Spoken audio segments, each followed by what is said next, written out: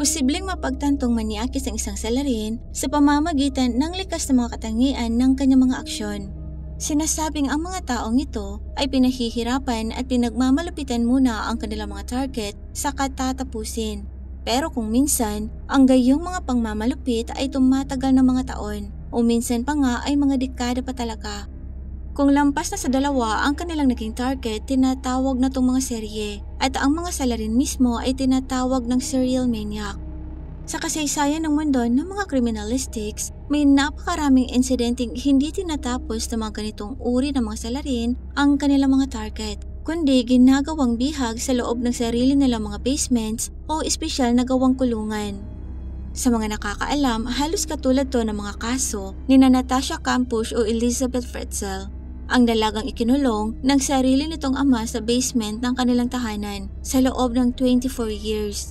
At kadalasan, karamihan sa mga ganitong uri ng insidente, ang mga salarin ay dati nang nasa radar ng mga kapulisan. Kumusta? Ngayon ay titingnan natin ang isa pang kakilakilabot na kaso ni Nobuyuki Sato at ng estudyanteng si Fusaku Sano na dinukot at ilang taong ikinulong sa loob ng hindi nakakandadong kwarto.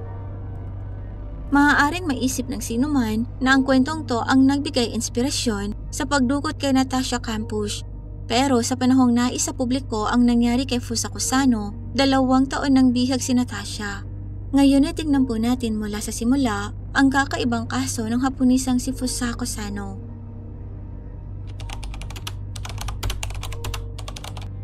Si Fusaku Sano na kalaunay pinalitan ang pangalan ng Sachiko Yamada ay ipinanganak sa maliit na bayan ng Japan sa Mitsuki na matatagpuan sa Niigata Prefecture noong November 28, 1980. Lumaki siya sa isang ordinaryong pamilyang may katamtaman lang nakita.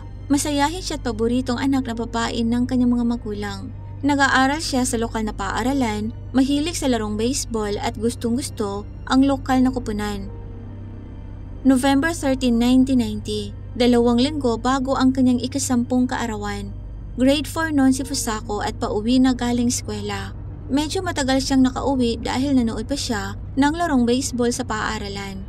Alam naman ng kanyang mga magulang ang tungkol sa palarong to kaya hindi talaga sila nag-alala. Madilim na ang paligid habang naglalakad pa uwi si Fusaku sa karaniwan niyang ruta. Dahil taglagas, malamig ang gabi at halos walang ibang naglalakad sa kalye at bibihira lang din ang mga sasakyang dumadaan nang biglang may nag-overtake kay Fusaku at mabilis na nagpreno sa kanyang harapan.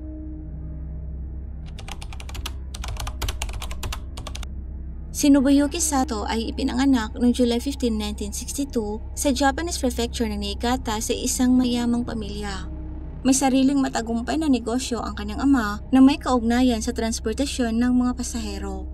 Nung isinilang si Nobuyuki, nasa 62 years old na ang kanyang ama at nasa 37 years old naman ang kanyang ina. May 5 kapatid si Nobuyuki mula sa unang asawa ng kanyang ama pero wala siyang alam sa kanila. Lumaki siyang makapritso at napaka-spoiled na bata. Kasabay nito, napaka-emotional niya rin at kung minsan ay napaka-agresibo. Kung hindi ka agad na ibibigay ang kanyang mga gusto, mabilis siyang nagwawala. Sa paaralan, halos walang mga kaibigan si Nobuyuki dahil sa kanyang komplikadong karakter, pagiging kakaiba at kung minsan ay hindi magandang pag-uugali.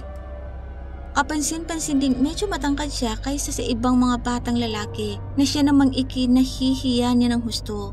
Dahil dito, madalas siyang nakayuko, kaya't palagi siyang nakakatanggap ng kahit na ano-anong masasakit na palayaw. Sa isa sa mga sentrong kalye ng lungsod, nagtayo ang kanyang ama ng isang maranyang 2 palapag na European-style na bahay, kung saan halos okupado ng paborito nitong anak ang karamihan sa bahagi ng 2 palapag. Kaya lang hindi nagustuhan ni Nobuyuki ang silid. Palagi itong balisa at paulit-ulit na sinasabi na natatakot siyang mag-isa doon. Ang ganitong pagkabalisang pag-uukali at hindi makatwirang takot ang naging dahilan kaya't dinala ang batang si Nobuyuki sa isang doktor. Pagkatapos ng paunang medikal na pagsusuri sa isang regular na ospital, isinanggunin naman ang batang si Nobuyuki sa isang psychiatrist para sa pagsusuri. At sa resulta lumabas na meron siyang nyctophobia, takot sa dilim, misophobia, takot sa mikrobyo at dumi. Nalaman ding meron siyang kakaibang kombinasyon ng osophobia, takot mapag-isa, at sociophobia, anxiety disorder na nauugnay sa pagkikipagsalamuha sa lipunan. Kaya't pareho siyang takot mapag-isa at takot makisalamuha.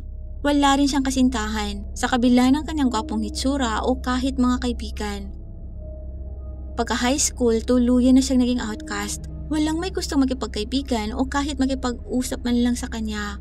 Kaya't nilalabas niya ang kanyang galit, pagkadismaya sa sarili at sa iba sa kanyang sariling matatandang mga magulang na palagi namang nagpapatawad sa kanya at sinusubukang pasayahin ang kanilang anak sa pamamagitan ng pera o mga regalo. Nang nasa hustong gulang na si Nobuyuki, hindi din siya nagtatagal sa kahit anong trabaho. Palagi siyang nagbibigay problema o sumasalungat sa kanyang mga kasamahan at madalas nang iniiwan ang kanyang mga tungkulin sa trabaho. Dahil dito, walang may gusto sa kanya. May isang pagkakataon ding sinadya niyang saktan ang isang kasamahang babae dahil naaawa ito sa kanya at sinusubukang makuha ang kanyang atensyon. Isinulat ang insidente bilang isang aksidente pero agad din siyang tinanggal pagkatapos. Hindi na rin siya nagtrabaho sa iba pagkatapos nun at namuhay na lang gamit ang pera ng kanyang mga magulang. Habang tumatagal, padalang ng padalang ang paglabas ng binata sa kanyang silid at nagiging madalas na rin ang pagkikipag-away niya sa kanyang mga magulang.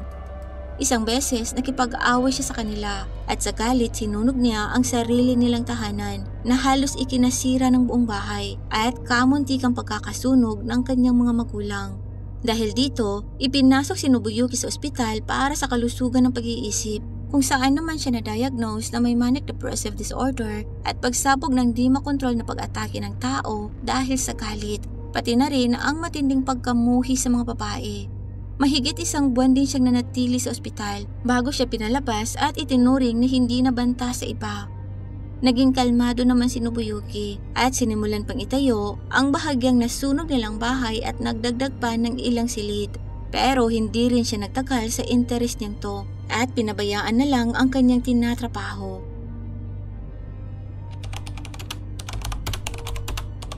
Habang tumatagal, mas lalo pang naging hindi pala kaibigan si Nobuyuki. Mas lalong naging matampuhin at ginugugol ang halos lahat ng kanyang oras sa loob ng kanyang kwarto sa panunood ng telebisyon.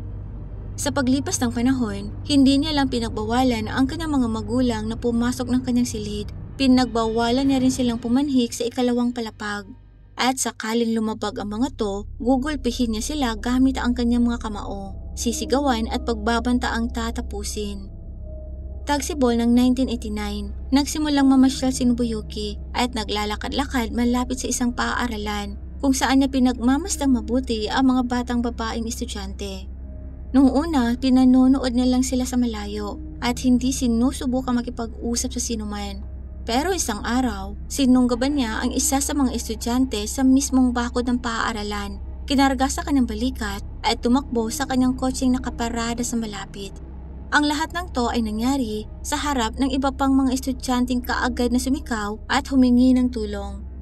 Mabilis namang kumilos ang isang gwardya ng paaralan at ilang mga tao sa paligid.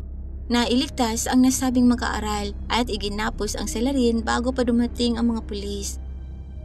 Ang babaeng estudyanteng sinubukang dukutin ni Nobuyuki ay halos 9 na taong gulang pa lang. Hindi naman maipaliwanag ng binata kung bakit niya inatake ang batang estudyante. Kaya't ang tanging lohikal na konklusyon ay sinampahan na lang si Nobuyuki Sato na ang pagtatangkang gumawa ng labag sa batas na karahasan laban sa isang minor. Nahaharap siya sa isang seryosong sentensya sa bilangguan, pero sa kanyang paglilitis na nangyari noong August ng parehong taon, nabigyan lang si Nobuyuki Sato ng 1 taong probasyon. Ayon sa ilang ulat, tinulungan siya ng kanyang ama sa pamamagitan ng paggamit ng kanyang mga koneksyon at pagbabayad ng malaking halaga ng pera. Bukod dito, misteryoso ding agad na nabura ang pangalan ni Nobuyuki Sato sa database ng mga inusig. Ginawang lahat ng kanyang ama. Masigasig tong nagsikap na linisin ang reputasyon ng kanyang tagapagmana na sa huli ay humantong sa pagkakaospital ng matanda dahil sa atake sa puso na siyang ikinalagot ng hininga nito, dala ng matinding sakit at kahihiyan para sa kasamaang kinahantong ang pagpapalaki niya kay Nobuyuki.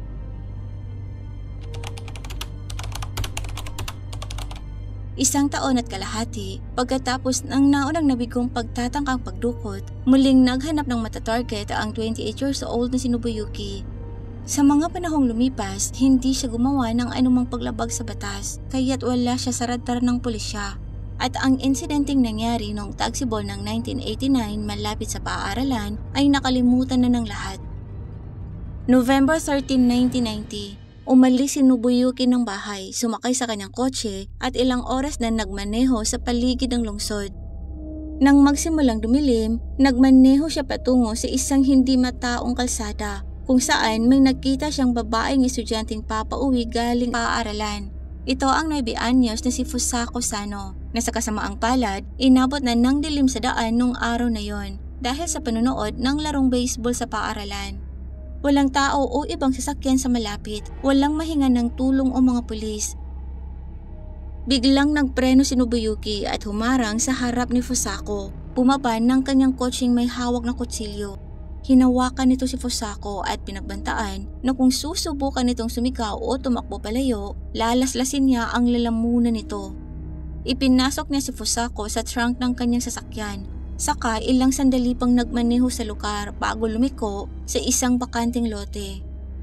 Doon muling binuksan ni Nobuyuki ang trunk ng kanyang sasakyan. Itinali ang mga kamay at paa ni Fusako, saka binusalan ang bibig nito. Nang tuluyan ng dumilim, nagmaneho na pauwi si Nobuyuki. Pagdating ng bahay para hindi siya makita, kinuha niya si Fusako sa trunk ng kanyang sasakyan. Dinala at dumaan sa hindi pa natatapos na bahagi ng bahay papasok sa kanyang silid. Pagkatapos muli siyang lumabas, saka pumasok mismo sa kanilang pintuan para hindi mapaghinalaan. Diretsong umakyat si Nobuyuki sa kanyang kwarto at muling pinagbantaan si Fusako gamit ang kutsilyo at inutusang tumahimik. Pagkatapos itinali niya ito sa kama at sinabihan na kapag susubukan itong lumabas ng silid, tumingin sa bintana, sumigaw o umiyak, tatapusin niya ang buhay nito at itatapon sa dagat ang kanyang katawan para hindi na makita. Takot na takot si Fusako at sinunod ang lahat ng sabihin sa kanya ni Nobuyuki. Umaasang maaawa to sa kanya at pakakawalan siya. Nagsimula namang mag-alala ang mga magulang ni Fusako nang hindi pa to nakakauwi galing paaralan. Alam naman nilang medyo matatagalan to ng uwi dahil manunood pa to ng larong baseball. Pero dumidilim na sa labas at dapat ay nakauwi na to sa mga oras na yon. Nung una, sinubukan muna ng mag-asawang Sano na hanapin ang kanilang anak. Binaybay nila ang rota nito pauwi mula bahay hanggang paaralan pero bigo silang makita si Fusako. Lumalalim na ang gabi kaya't nagpasya na ang mag-asawang lumapit sa himpilan ng pulisya. Umaasang agad na mahahanap ang kanilang anak dahil ilang oras pa lang naman tong nawawala. Agad namang sinimulan ng mga pulis ang paghahanap pero wala pa rin. Kinabukasan, dusi-dusi ng mga voluntaryo mula sa lokal na residente ang sumama sa paghahanap pero hindi pa rin mahanap si Fusako. Kinabukasan, mahigit 200 katao na ang nakibahagi sa paghahanap. Sinusuyod ang mga lugar at nagdidikit ang mga flyers na may larawan ng nawawalang si Fusako. Nagtatanong-tanong din sila sa mga dumadaan sa pagsisikap na makahanap ng sino mang saksi. Kapansin-pansin namang nakatira si Nobuyuki malapit lang sa paaralang pinapasukan ni Fusako at malapit lang din sa istasyon ng pulisya. Bukod dito, may nauna na siyang kaso tungkol sa pagtatangkang pagdukot ang batang babaeng mag-aaral. Pero sa kabila ng lahat ng to, hindi man lang pinaghinalaan si Nobuyuki sa pagkawala ni Fusako. Salamat sa pagsisikap ng kanyang sumakabilang buhay na ama na sinigurong hindi lalabas sa database ang pangalan ng kanyang anak. Tumagal ng ilang buwan ang malawak ang paghahanap kay Fusako. Sinuyod ang maraming walang laman na gusali, istruktura, trailer at release ng mga tren. Naghahanap ng mga kahina-hinalang sasakyan. Naghanap din sila sa mga bakanting lote at mga interstate highways. Sa kasamaang palad sa kabila ng lahat ng pagsisikap, walang nakitang bakas o pahiwatig sa maaaring kinaroroonan ng batang si Fusako. May ilan ding bersyon na maaaring sangkot ang North Korea sa pagkawala ni Fusako. Gayunpaman sa paglipas ng panahon, nanatili silang bigo sa kanilang paghahanap. Nawawala pa rin si Fusako.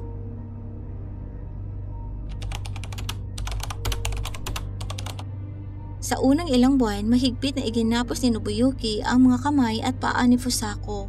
Sa sobrang higpit na pinsala ang daluyan ng dugo nito na siyang naging sanhi ng pagkawala ng mga pakiramdam ni Fusako sa kanyang mga paa. Sa kahit maliit na pagsuway ni Fusako o kahit makagawa man lang ng kaunting ingay, bilang parusa pinahihirapan siya ni Nobuyuki gamit ang stun gun. Walang awa din siyang pinagsusuntok nito sa ulo at katawan o kaya naman pagbabantaan gamit ang kutsilyo. Kasabay nito, hindi kailanman hinala ni Nobuyuki si Fusako sa panahon ng pagkulong niya rito. Hindi siya naaakit kay Fusako bilang isang babae, sa halip ay isang bagay, isang buhay na laruan at isang kinakausap na alagang hayop. Pinapakain siya ni Nobuyuki 1 o 2 beses sa isang araw ng mga pagkaing luto ng ina nito na nakatira sa unang palapag ng tahanan. Dahil sa kakarampot na pagkain na to, nanghina si Fusako at sobrang naging malnourished. Pinagbawalan rin siyang bumangon ng kama at magbabawas lang ng dumi gamit ang isang plastic bag na siya namang dadalhin ni Nobuyuki sa hindi pa natatapos na bahagi ng bahay. Minsan sa isang buwan niya lang pinapaliguan si Fusako sa isang palanggana, ginugupitan ang buhok at mga kuko, saka bibihisan ng kanyang sariling mga damit. Pero kahit napakatahimik na ni Fusako at hindi lumalabag sa anumang utos sa kanya ni Nobuyuki, binubugbog pa rin siya nito para sa sarili nitong kasiyahan. Pinagpapraktisan siya ni Nobuyuki ng iba't ibang paraan ng pagkikipaglaban. Pagkaraan ng ilang taon, tuluyan nang nasiraan si Fusako. Sinusunod ang lahat ng iutos sa kanya ni Nobuyuki. Ni hindi man lang siya nagtangkang tumakas o sumilip sa labas ng bintana. Hindi na rin siya itinatali ni Nobuyuki sa tuwing umaalis to ng bahay, ni hindi na nito kinakandado ang kanyang kwarto. Inaayos lang ni Nobuyuki ang kanyang higaan kung saan nakahiga si Fusako. Tinatabunan niya lang to ng 2 kumot o tuwalya sa ibabaw, kaya't sa unang tingin, aakalain mong walang nakahiga sa ilalim. Sa paglipas ng panahon, sinimulan ni Nobuyuking paminsan-minsang buksan ang kanyang radyo para may mapakinggan si Fusako. Saka pinahihintulutan niya na rin tong manood ng telebisyon kasama niya. Kaya lang ang pinapanood lang nila ay yung mga larong palakasan, yung mga palabas lang na gustong-gusto ni Nobuyuki. Binilhan niya rin si Fusako ng ilang comics na gustong-gusto naman ito. Ang mga yun lang ang nababasa ni Fusako sa loob ng ilang taon niyang pagkakakulong sa kwarto ni Nobuyuki. Sa loob ng halos 10 taon, wala siyang nakitang ibang tao maliban sa taong dumukot sa kanya. Hindi kailanman nakipag-usap sa sinuman at hindi kailanman umalis sa loob ng silid ni Nobuyuki. Sa katunayan, nasa kama lang siya sa lahat ng oras at halos hindi gumagalaw. Tuluyan ng sinukuan ni Fusako ang kanyang kapalaran. Ni hindi man lang nito sinubukang lumaban, tumakas o ipaalam na nasa loob lang siya ng kwarto ni Nobuyuki.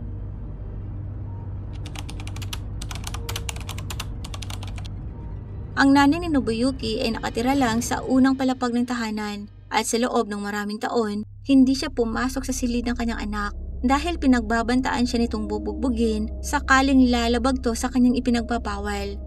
Kilalang kilala ng ginang ang kanyang anak na marahas at sunod sa layaw, kaya sinunod niya ang lahat ng gusto nito.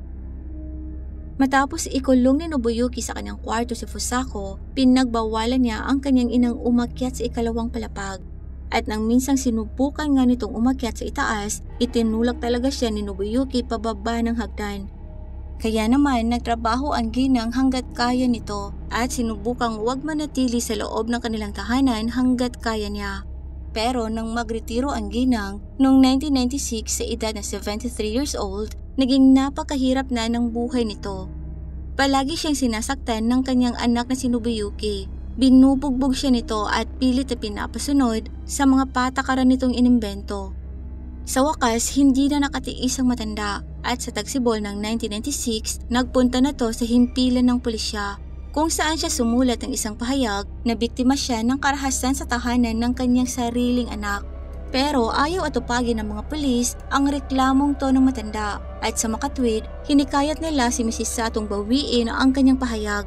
At sinabihang mag-isa na lang nitong harapin ang mga problema sa kanilang pamilya. 2 beses ding nag-apply ang matandang ginang para sa konsultasyon sa Public Health Center kung saan inireklamo niya ang tungkol sa hindi maganda at agresibong pag-uugali ng kanyang anak. at hiniling na ipasok ito sa ospital para sa kalusugan ng pag-iisip. Pero kahit dito, tinanggihan din ng ginang. Sinabi sa kanya na hindi umano ganun kaseryoso ang dahilan at pinayuhan na lang siyang hikayatin niya ang kanyang anak na magkusang pumunta ng ospital. Pagkalipas ng halos 4 na taon noong January 2000, ang nanghihinang matanda, matapos ang pambubugbog sa kanya ni Nobuyuki, ay tumawag sa ospital at humihinging padalhan siya ng tulong pati na rin ng mga pulis dahil iginapos umano siya ng kanyang anak at ilang beses na binubugbog. Sa pagkakataong to, sa wakas ay tumugon ang mga pulis sa mga reklamo ng matanda at mabilis na nagmaneho papunta sa address. Nang dumating ang ambulansya at sasakyan ng pulis sa bahay, halatang kinakabahan si Nobuyuki. Nagsimula tong maging agresibo, nagwala at lumaban sa kanila. Dahil dito, kinailangan siyang pusasan at tinurukan ng malaking dosis ng pampakalma. Inamin ng matanda na takot siya sa kanyang anak dahil sa ugali nitong pagiging agresibo at hindi mapigilan. Sinabi rin ng ginang sa mga pulis na ilang taon na siyang hindi nakakapanhik sa ikalawang palapag ng kanilang tahanan dahil pinagbabawalan siya ng kanyang anak at pinagbantaang tatapusin sakaling umakyat siya doon. Kaya naman agad na nagpa siya ang mga pulis na suriin ang ikalawang palapag at ang silid ni Nobuyuki. Pagpasok pa lang nila sa kwarto, napansin nila ang isang tambak ng kumot na nakalatag sa kamang biglang gumalaw ng bahagya at nabigla sila sa kanilang nakita nang hinila ang mga nasabing kumot. Isang napakapayat, maputla at nanghihinang babae ang nakahiga sa ilalim nito. Nang tanungin nila ang babae kung sino siya at kung paano siya napunta dito, malumanan nitong ibinigay ang kanyang pangalan. At sinabi sa kanilang dinukot siya habang papauwi galing paaralan ilang taon na ang nakalipas.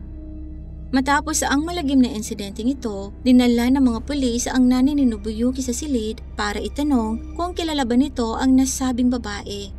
Pero sobrang nabigla ang matanda at sinabing wala siyang ideyang may ibang tao pa pala maliban sa kanilang dalawa ng kanyang anak ang nakatira sa bahay. Kinumpirma din naman ng payat na babae ngayon niya lang din nakita ang matanda.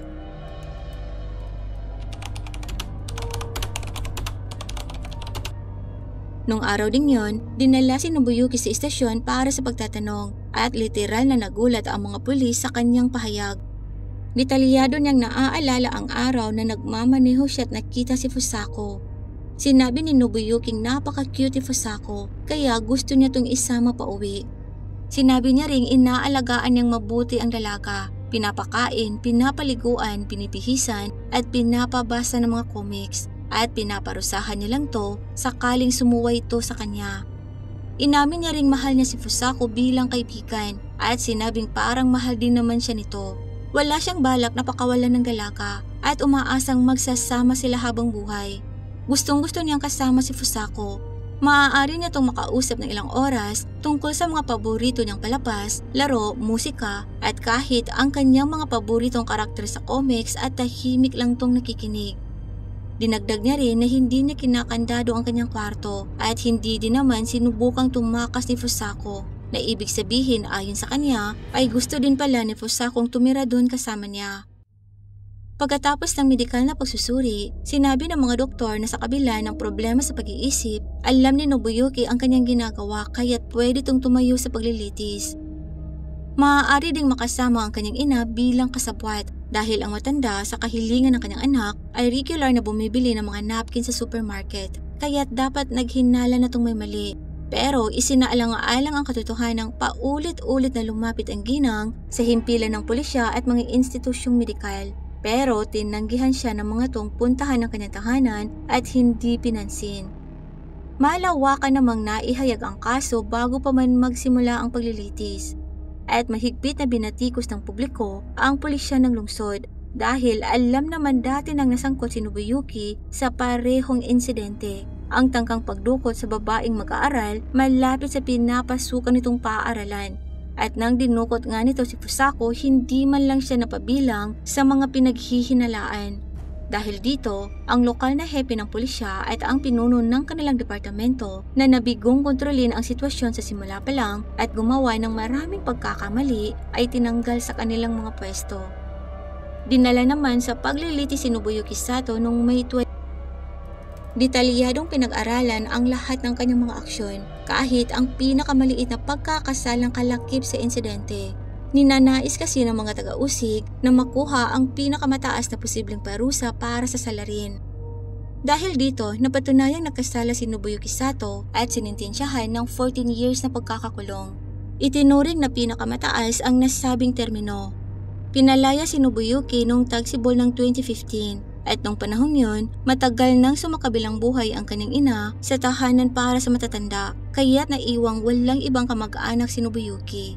At natagpuan na lang siyang wala ng buhay makalipas ang 1 taon at kalahati noong unang bahagi ng 2017 sa isang inuupahan nitong maliit na kwarto. Hindi na rin inilabas ang dahilan ng pagkalagot ng hininga ni Nobuyuki.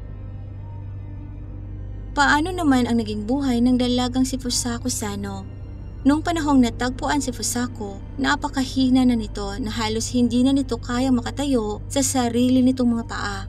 Ayon sa doktor na sumuri kay Fusako, sobrang hina na ng dalaga dahil sa dehydration, walang lakas ang mga kalamnan nito, pautal-utal kung magsalita, takot sa sikat ng araw, at halos hindi na alam kung paano makipag-usap sa iba.